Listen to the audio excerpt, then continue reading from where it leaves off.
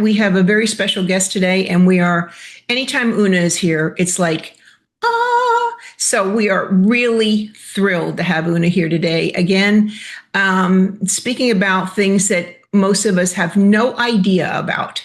But due to really decades, Oona, you've been at this for decades and decades and decades, and you've been all over the world studying this, gathering information, developing techniques, honing her expertise in these fields. And so what she brings to our calls is amazing information that all of us would not have otherwise. And so I am absolutely thrilled to have you here. Thrilled. Welcome, Oona. Well, thank you very much, Pat. Yeah, go ahead. Well, today she's going to speak about chakras and some other things. And we had a call earlier that was really so interesting. So, Oona, I pass it over to you, my friend. Thank you, Pat. And thank you for moving your meeting earlier, because otherwise I'd be up in the middle of the night trying to give a presentation and be awake. So thank you. Thank you. And thank you for having me, because what I'm going to talk about today is it's not mainstream. And it usually isn't mainstream when I talk about things. But like you said, it did start probably about 20 years ago or more. Now, I grew up in a family, back in the 1960s, 70s, where nobody had heard the word aura or chakra. It was for, what do you mean with an aura? What do you mean with a chakra? And there was no internet to look that up. Either you had a bookstore or some relative who's, weird enough to go to India, like the Beatles did. You didn't know about these things. So I grew up in a very, back then, normal family. And so when I became older, at some point, you hear these chakras, and then you have to start learning about chakras. And that's what I did. So I'm learning about chakras. I'm learning there's these wheels, and there's the red one at the bottom, and then and it goes up. And what it felt like to me was like learning the times tables, or, you really had to work at learning what this all meant. And I'll just share. Yes, this is what I want to share.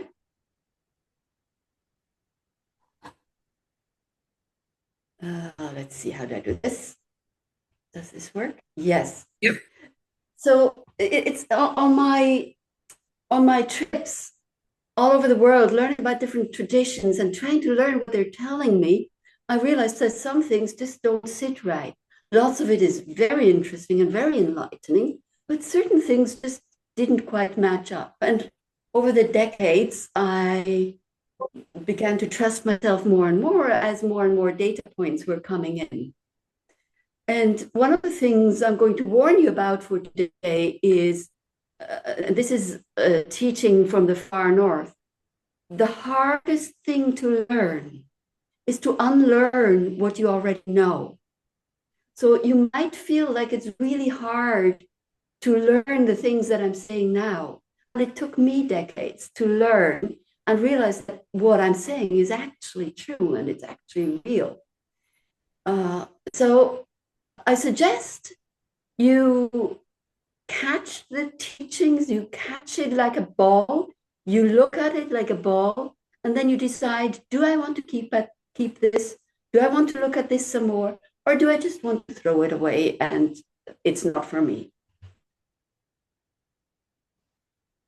So let's see. This is sort of what we learned, right? And it's still active today. Most people think this is true.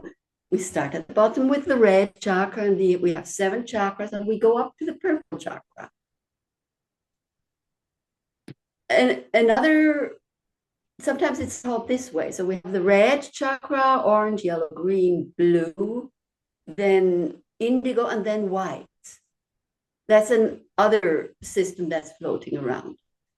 And like I said, it was hard. It was hard to learn this. And I found eventually that the things that are easy to learn are actually the things that are true. And the things that are hard to learn, like history, they may not be quite true. So on my ventures, I came to, let's see, I came to the human design system. And human design system, if you know it, it's uncanny in how accurate it is. I've worked with the human design system now for about 8 years, and I can talk to someone I've never met. I look at their design, and I'll be able to convey their most private thoughts. But anyway, the human design system says there was a mutation 400 years ago. And the mutation was from 7 chakras to 9 chakras. Now, this is not how the human design images it. Let me see. This is the way the human design is shown, the body graph, it's called. There's 9 chakras. And the reason okay, let's start here. The solar plexus, this is called the solar plexus. Now we know the solar plexus is not down on your left side. And this here they call the spleen. Now we know the spleen is not down there on your right. So this chart was not designed thinking about where the chakras would actually be, but the design was made so that they could show easily the channels between the chakras. Where are the channels? Where are there no channels? This one's called the heart chakra. Again, the heart chakra is not down here. So, okay, as these understandings came in for me, suddenly I realized that, okay, there's 9 colors.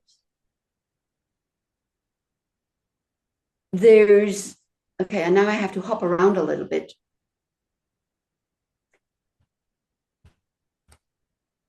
And when you look at, let's go back here. Oh, what happened now?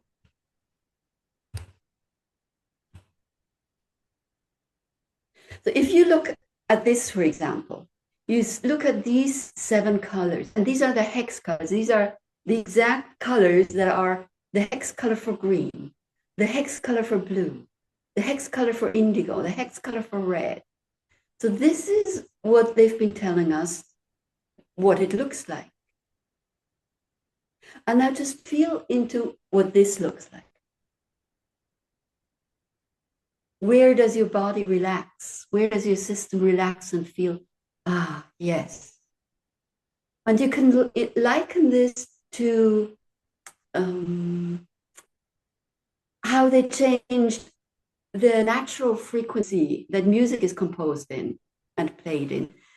432 compared to 440. There's more stress in our system when we listen to music that is 440, tuned to 440, than when we listen to music that's 432.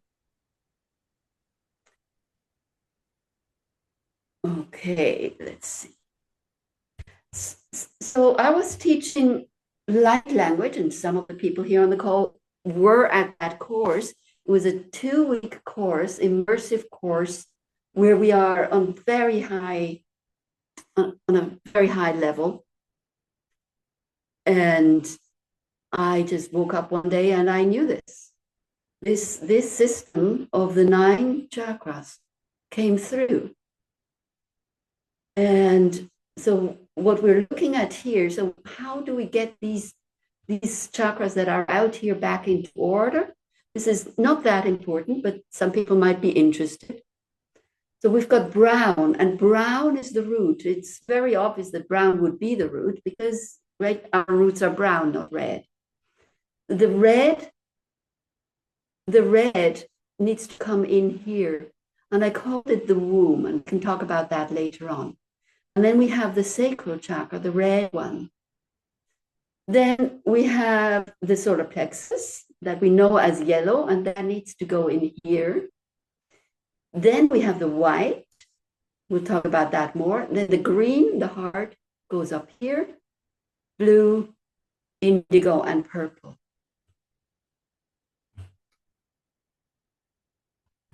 Here, another way of illustrating it, the nine chakras. We have the crown, purple, the third eye, indigo, the throat, blue, the heart, green, the G center, white. And this is what human design calls it. It calls it G center. And it never explains what the G stands for. We'll go into that in just a moment. Just called the G center or the magnetic monopole. A magnetic monopole means that it's a magnet with just one pole. So it's both attractive and rejective. And science has talked about that for a long time, but they haven't found it yet. Then we have the solar plexus, the sacral, the womb, and the root. Okay, G center. What could the G stand for? Here we've got the G. The G could stand for God. It could stand for gravity. It could stand for good. It could stand for, just one moment. It could be code for Genesis. It could stand for geometry, because geometry is also one of these things that underlies the creation that we're living in. It could stand for gnosis. It could stand for generations, generate. It could stand for gamma frequencies, which are those frequencies that we need to manifest things. It's a very high frequency of our brain. It could also stand for the Fibonacci spiral. So this is the Fibonacci spiral, and I just thought, well, that looks very much like a G. And then I looked at the 6. The 6 could also very much look like a G. And then I thought, okay, let's look at this a little closer. We have all these symbols. We have the G, the Fibonacci, the 6 that we're starting out with. Then we have here the G center in human design. Then we have the Freemason's apron, and the G is right there in the midst of the ruler and the compass, kind of resembling the human design image. This is the first way they designed it. This is the original design from Raoul, who brought this information, this fabulous information, into the world. I just want you to notice all these rays going out from the G. And again, we don't know what the G stands for. It might stand for Google. It might stand for Gmail, because the M looks a little bit like the Freemason's apron. And we can look into some of these ancient symbols, the Celtic symbols here. You could see the G, you could see the 6. It's a spiral, right? And this spiral, you see it in Google Chrome symbol. You can see it in the CERN symbol, the 3 6s, 666. Now, I don't want you to think in good and bad. I just want you to think in symbols, neutral, or secret, or sacred. Knowledge that we haven't truly uncovered yet. Okay, so then I thought about, we have this spectrum. We're thinking of the chakra system at the bottom. We have red at the top, we have purple. Where would you put the white? Now, in one of the systems, the white is put at the top above the purple. It does not make sense. So I kept on staring at various examples of spectrums, and I thought, well, if I needed to put the white in there somewhere, I would probably put it in somewhere here, but definitely not at one of the ends. Then I thought about, okay, where does the white light come in? How do we create that spectrum? And the spectrum, of course, is created through white light going through a prism and being bent into the spectrum that we know. And this is the spectrum that we can see. But of course, the spectrum is much, much, much wider, because there's all these things that we can't see for whatever reason. We have been limited to only this spectrum. The white light, if you think of the white light coming in, you would if there even were just a sliver of white light, it would come in right here in the middle. And I was told this is a plasma prism, okay, that comes through. Right, so this is basically the same. It's the white light coming in, going through a prism and splitting into the various colors. And the background drop is black. We'll come to that. This is what we live in. We live in the colors that have been split by the plasma prism, the white light coming in through the plasma prism, and we light up the darkness. We light up that black. So wherever we are physically with consciousness, we light it up. Okay, let me just go back to that G spot, the G center. So this is that secret G that we don't know what it stands for. Could be God, could be Genesis, could be Gnosis, whatever. That's where the white light belongs, right there. It sits very well right there as you feel into it. So remember, this is not the heart. It's the G center. You could, if you wanted to, you could call it the lower heart. And I connected that to some other information I had and experiences I've had and some of you may have experienced that too, the tiny wee space in the heart.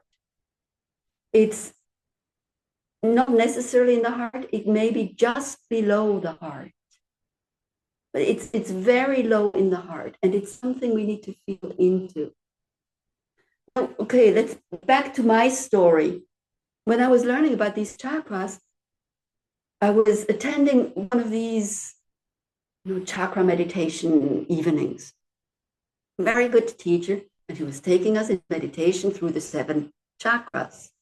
And we come to the heart chakra, and she says something like, okay, it's green, and imagine the green, and feel the green, and green like the grass, all sorts of things like that. And I just could not see green. All I saw was white, only white. And so, I talked to her afterwards. I said, I don't see green, I see white. She says, well, you do need green in your heart. It's the original. And so I just walked away thinking, well, there's something wrong with me. Let me see if I can make this green eventually as I visualize this more and more. And I never could. Over all the years, I could never make it green. And I'm still in the mind of I'm wrong. And every once in a while, I would ask somebody, what's the color of your heart chakra? And sometimes they would say green, and it sounded like green. Of course it's green. We all know it's green. And sometimes they said, with a little bit of a wobble in their voice, they would say red. I'm not quite sure where that answer comes from, and it might come from that heart symbol, that red heart symbol that we have, and we assume the red heart symbol that we give to messages on WhatsApp, Telegram, and so on, that's the real color. The red is the real color. So I think that's probably why some people think of it as red. The heart is red. But every once in a while, I would come to somebody who would say, yeah, I've always seen it white. And they would say it very quietly and like they know, not like they had to say something they'd rehearsed or something they're not sure about. Okay. Right, so now I'm thinking, okay, the G center, that's the one that's white, and that's where the white light comes in. And I hear this voice saying, it's a plasma prism. I was saying prism. They tell me it's a plasma prism. Okay, so I'm thinking, all right, so down there in that tiny wee spot in the G center, there's a plasma prism. And let's see, this plasma prism I was told it's an octahedron. Now, if you're into mathematics, and you don't need to know this, but if you're into mathematics, you see it as an octahedron. That's how I saw it. And you would take an octahedron and put it on one side, lay it flat on one side, you will see that it actually is a prism because the other side will be rotated in the other direction, but parallel. There will be parallel sides. And that is also how the Merkaba sits. So that side at the top, there's a tetrahedron on top of that, and there's a tetrahedron on the bottom. So that's how the octahedron sits inside the Merkaba.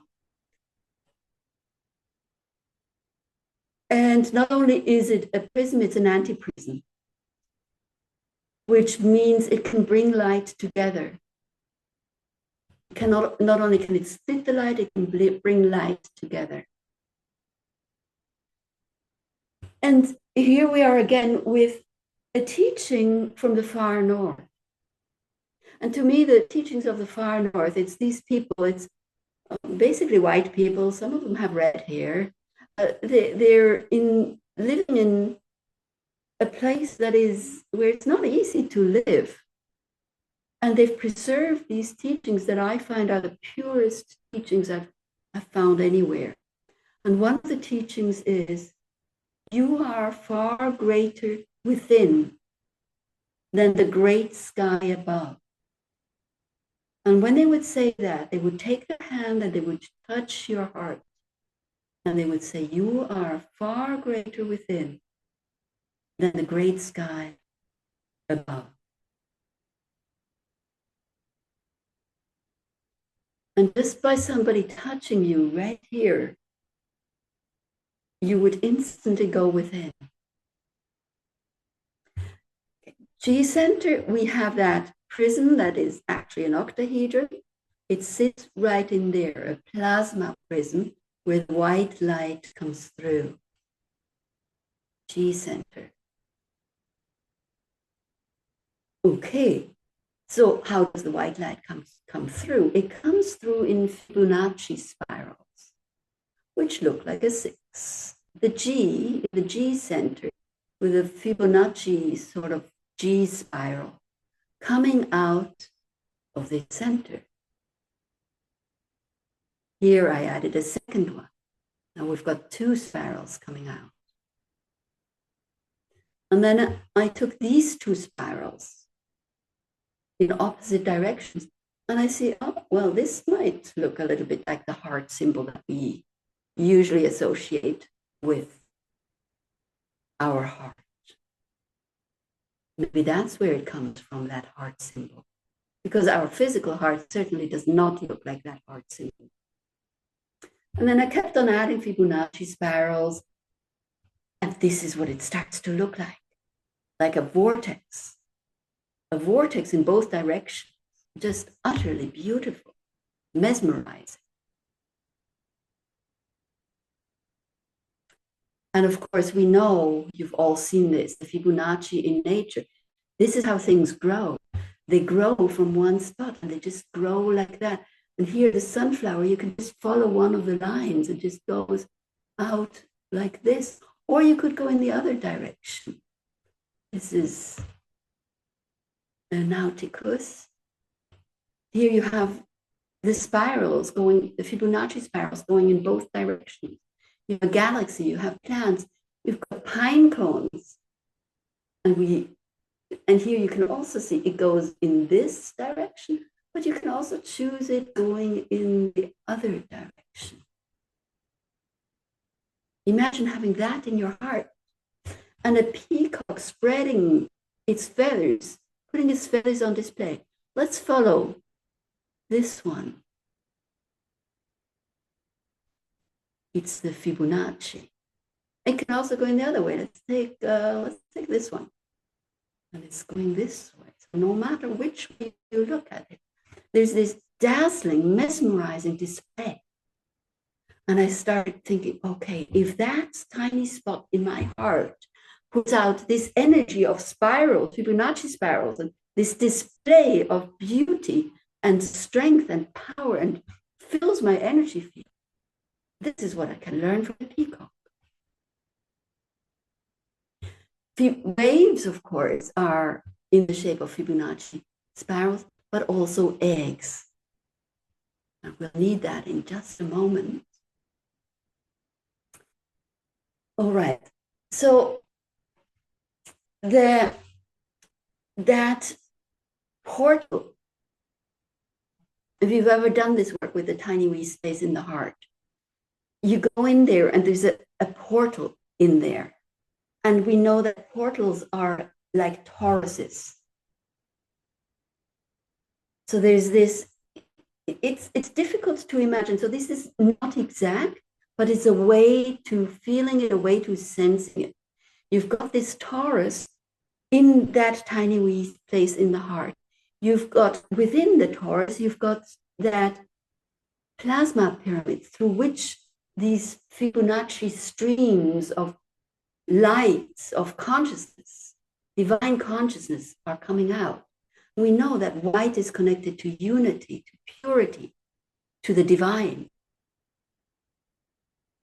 And this is a never-ending motion happening right there. Again, mesmerizing. Now we can compare it to some of the symbols throughout the world. We have Mayan symbols, we have symbols from India, we have the Celtic symbols, and they all have this mesmerizing thing, this coming out from there. It doesn't matter which one you choose, which one you pick.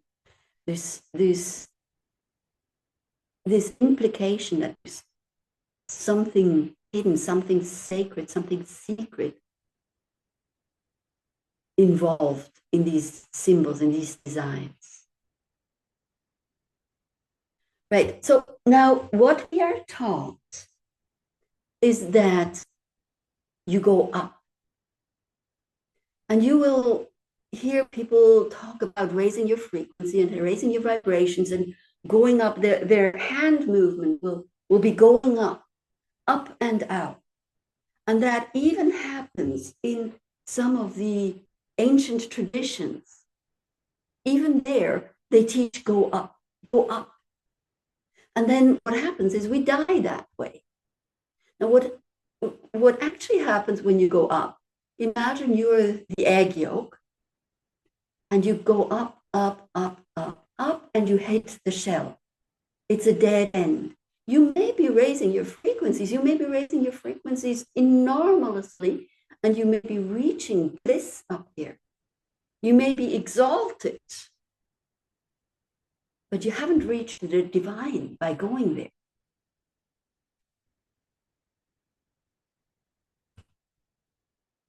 Now, the alternative is going within.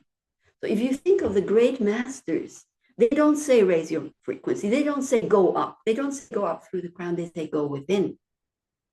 Go within. Now let's just, if you wish, you can just feel in, okay, let's do peace. You're going up and you're feeling peace as you're going up. Do your best at feeling peace as you're going further and further up, raising your frequency.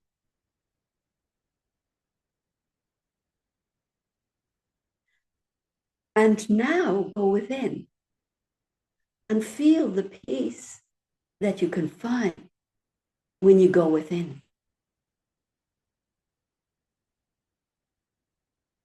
Okay, just remember that. They never said go up, they said go within. Now, what happens here when we go up, we are still in duality. Remember, white stands for unity, unity, purity. When we go up, we're still in duality. This is spirituality. This is where we can choose the spiritual path of the negative or the positive, whichever you choose. You can be exalted and blissful, whether you're evil or whether you're good. It's two different paths. So now make sure, I'm not saying this is bad. What I'm saying is that this is the foundation. This is the part we really need to know. And then once we have this foundation in unity and purity, that's when we can add all these different density layers. Because when we go up, we're still in the same realm. It's just that we can't see it. Remember, we can only see this, but there's more. There's so much more. We can't see it. So it's just different layers. We're not going anywhere. We're not going to another dimension. We're going into different layers, different densities. When we go here, this way, we do come into different dimensions. So yes, you learn to do things. You can learn to do telepathy. You can learn to become invisible. All sorts of things you can learn by going up this way. But make sure you're first based here. Okay. Now, this is another description of the G center. We have the torus, we have the Fibonacci spirals coming out, and it's white in the center. Now, we've got gold here. Gold is actually a mixture of green and yellow. So if we look here, around the white, we have green and yellow. And perhaps you can imagine this three-dimensionally. So we have green and yellow surrounding the white, which creates gold. This is why gold may be associated with the gods. And I do think that the gods, big religions, they bring you onto that torus, onto that portal, but not through it. We've got all these gods sitting on the rim of the torus. But to get to another dimension, you need to go through the torus.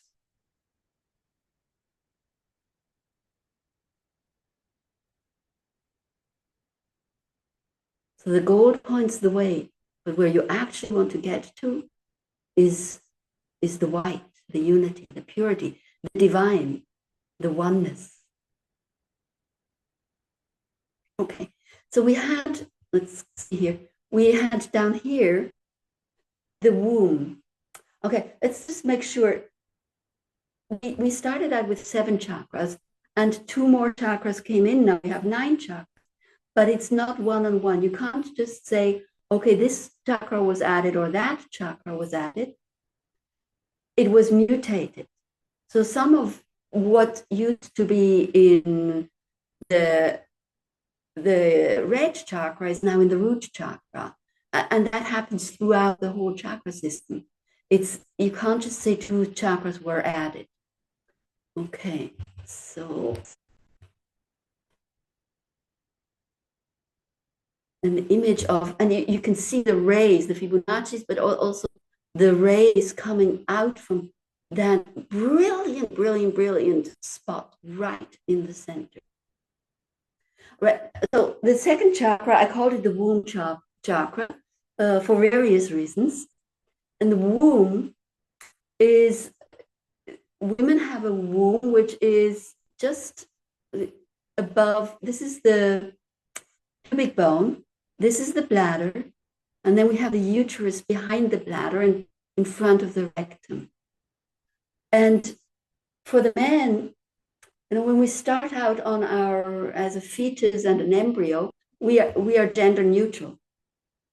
We could be anything. We could still be male or female, but eventually, some of the reproductive organs develop and others don't. So for the man, it's also behind the pubic bone, and in front of the rectum.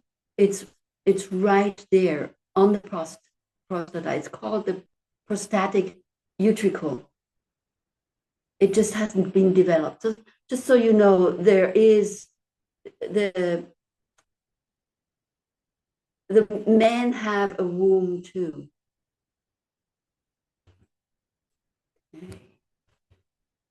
Right. So now we talked about that white light coming through and the white light being projected into the black. Now again, we think of it three-dimensionally, but actually it's multidimensional. And when you do actually go into meditation, you're meditating, you're seeing the white light, you're seeing the black, and it starts shimmering. And I try to recreate that shimmering of black and white, including the Fibonacci spirals that are coming out from the G center. That shimmering. And you could, again, this is not exactly how it is, but you could say that it is an axis with it, which is orthogonal to the axis of the chakra system that goes up and down, straight up and down. It's as though we are going into another dimension. So yeah, you need to really grasp it, you need to be able to go to these other dimensions. Black and white, shimmering, spiraling. We have the yin yang sign. That's sort of an illustration of the same thing. We have black and white. Now, if we start rotating the black and white, we get an effect that is shimmering. And what happens is we get silver. So between the white and the black, we get silver. And on the edge, we have the gold. And that silver and the gold, they're really not in our chakra system, but that's where it is. That's where you find it. Now, 9 chakras, these are the 9 chakras that are in the body. What is generally still taught is the 7 chakras inside the body. And then we talk about 12 chakras when you go outside of the body. And some people talk about 29 or 47 chakras outside of the body. What I am saying is that you have 7 plus 12, which is being taught with the 7 chakra system, 7 plus 12.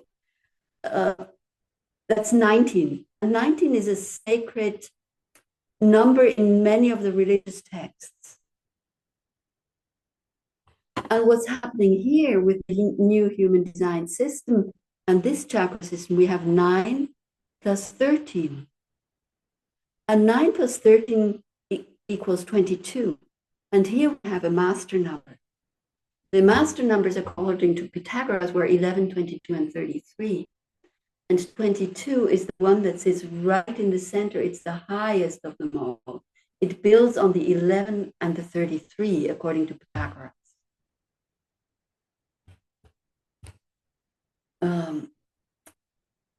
Okay, let me see if I have anything in the text that I wanted to add.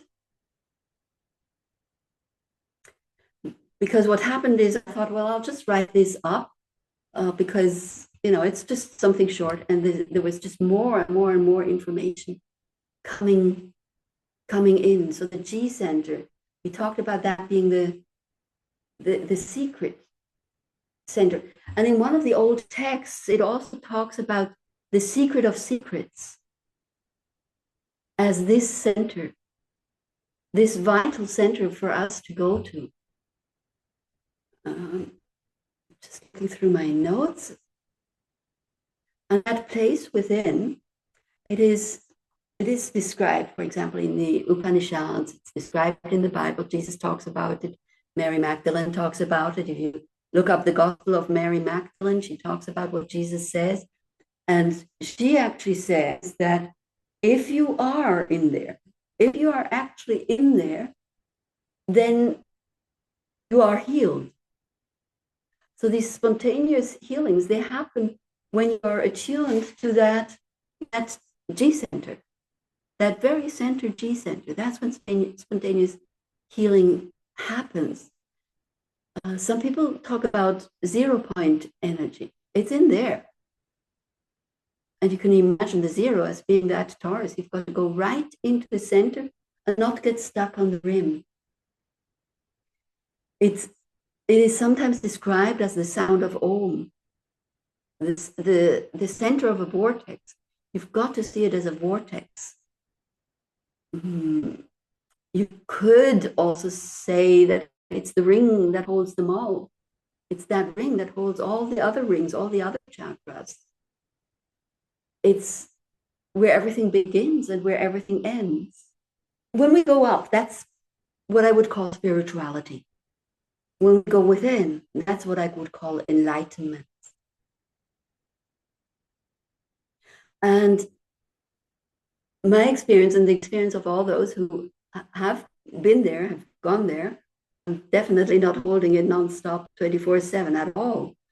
I really have to sit and focus on going there. But once you're there are no more desires. There's no more wishes. That's how you know you're actually there. When all that, when your will goes away. And the only thing you can actually work with is the divine intention. You can't work with personal intention, personal will. It's thy will be done. It's the divine will, the divine intention. And basically, you have no choice. Once you're in there, there's no more choice. There's no necessity for choice. Yeah, we talked about that difference in how it so much in our world feels off. So we like the frequencies of music. 432 just feels settled, comfortable, no stress. 440 feels stressful. We can look at pretty much anything in our world, the light bulbs, all the frequencies, they're just slightly off. They don't feel natural anymore. And to me, one of the most important things to work on these days is really connecting within to that divine energy, and also connect out from there. You can see it as a torus folding in on itself or a torus folding out on itself, and both actually happening at the same time. Connecting out to the natural order. You know, how do you connect to the natural order? Connect to the trees, connect to what it would be like if there were only nature, humans, animals, nature. Buildings built of natural material. What would that feel like? And I think it's our job to continuously go back to that in our meditations, in our daily life, that feeling of everything's original, everything's natural.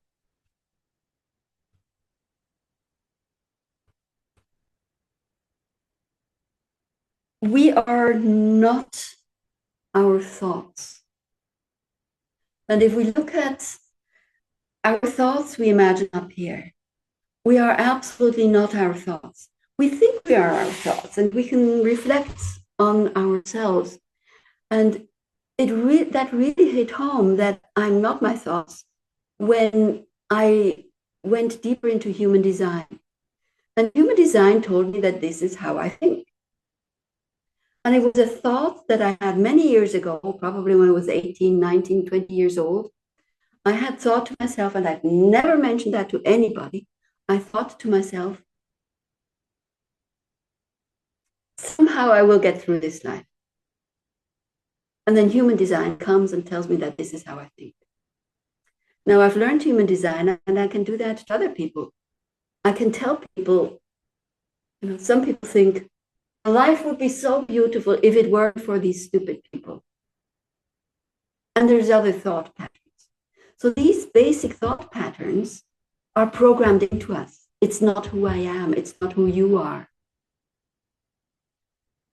We also know that we are not our body, because I can cut my fingernails, I can cut my hair. I'm still the same. I can even lose a finger, and I'm still, that identity feeling that I have is still the same. So according to human design, this white center is the identity. And it's connected to our feeling of identity. It's connected to love, universal love, not human love. And it's connected to direction, the direction I take on my human path. It's always in the direction of love, or it's easiest when it's in the direction of love. I'm not my thoughts, I am not my body, and I'm also not my emotions. My emotions, okay, today I'm angry, an hour later I'm sad, and I can be any emotion. All of us can be any emotion at any time. Sometimes we get overwhelmed with emotions and it just happens. Sometimes we decide that we want to feel this emotion. But it's not who I am. It's not my identity. When somebody's angry, that is not their identity. When somebody's happy, that's not their identity. We have all these comedians, and then suddenly they commit suicide, and you wonder, but they were always so happy. Why are they committing suicide? Because their identity was different from the emotions they displayed. So yes, so when I looked at that in conjunction with all that I've been talking about today, I was just, who governs? Ask myself, who governs my body? Who governs my emotions? Who programs my thoughts? Who's in charge here? Where does that come from? And my answer is source. It's that G center, that governing center, another G we have right here, a possible G. And that G center, as I build my energy through that center in that Taurus type way with Fibonacci spirals coming up, you're really focusing on it deep down in meditation. You are building your field. You are strengthening your field. And this is what people with that strong, powerful aura, that's what they do. Some people have been trained because they know the secret. And some people just do it automatically. What we're building as a field is the fabric onto which we can train different abilities, come to more expansive understandings, able to take in higher teachings, having a greater impact. And it's just imagine your field. Let's say your field is a paper cup. Now you can have a very strong paper cup and the water you put in stays in there. But if you've got a very weak paper cup, it just dissolves. So this is what we're doing as we're meditating and strengthening the light, the consciousness that comes from the divine within us. Okay, so this is something that probably many people aren't comfortable hearing. I'm still going to say it. So as we go up in that eggshell, you can be in higher and higher and higher and higher bliss. And those ascended masters who went this way, and I've got several data points on this, as they go up here, eventually they're in this absolutely amazing, blissful, high frequency state. And because it's so blissful, they don't want to go anywhere. They don't have the willpower to go anywhere else. But somehow they know they actually need a physical heart with a G center to go through to the divine. So they're, in a way, they're almost kind of stuck. But they're also searching for those human beings who are really centered here, who really have a strong G center, so that they can piggyback on us. So this is also very crucial. When you die, don't die up the way. Because throughout our life, it's always up, it's always higher and up and up. And even some of the death rites I've learned, they're all about going up. That will not get you to the divine. It gets you stuck. So remember and practice while you're alive that to die, you really want to go through this, unless, of course, you want to hang around. So here I am in Kenya, and I speak to some of the people here. And one of my friends is a Kenyan. She says, well, I want to stay here. I want to be an ancestor to my children. I want to protect my children. So you can already see this is the spirit world. Up here, that's the spirit world. It's not enlightenment. It's the astral projection. And again, it's okay to go there. But don't die that way is my suggestion, unless you want to be an ancestor. I just would like to finish by reading out from the Gospel of Mary Magdalene, which was found in Egypt a couple of decades ago, I think. It's not complete, and it's a very short read, and it's very easy to find online. She says, that is why the good came into your midst, to the essence of every nature, in order to restore it to its roots. So she's saying here we need to restore our natural way of being, not those other frequencies that are slightly off. And then she says, she's talking about Jesus. She's saying, then he continued and said, that is why you become sick and die, for you are deprived of the one who can heal you. The one who can heal you, right in there, the divine. And the light which is in you is the knowledge of all that you are and where you come from.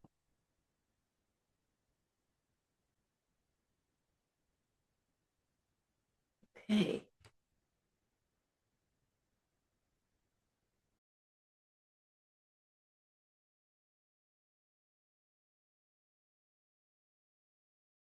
And it's known that they never gave us the full correct answers.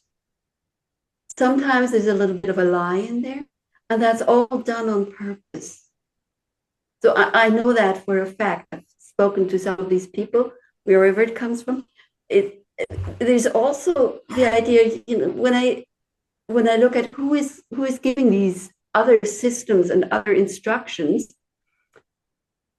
that either are not complete or not absolutely correct. Some of these cultures were actually cultures that sacrificed children. Well, those who pass this information on, partly to confuse us, partly because they maybe don't know because it's been handed down that way, to control us. Confusion is a very good way of controlling us. When you listen to the ones where you can actually see, when you see energy, when you see that they got it, they're the ones who speak about go within. And that's all they say, because there's no more words, really. Go within. You're saying the people who can truly see energy say to go within. If I look at a person talking and they're telling me about what their chakras or whatever they're talking about, I can see whether it's actually true or not. This is one of the things I learned. It wasn't an easy thing to learn, because you want to believe everything you hear. They can see the energy of what people are describing and whether it fits with what, whether the words fit the energy that I see.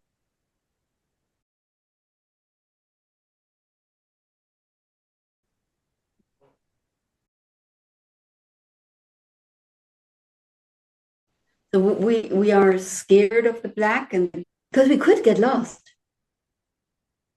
But when you're already seeing the white, and just notice the lie detector, I can see you're talking about the white, and I know it's absolutely true. You see the white, and you're right there. Perfect. Once you have that, you're not scared of the black, right? Yeah, Am I I'm right? not scared of the black. It's just that it's so empty and voided, and I'm thinking you should stay there and let it evolve and don't go back.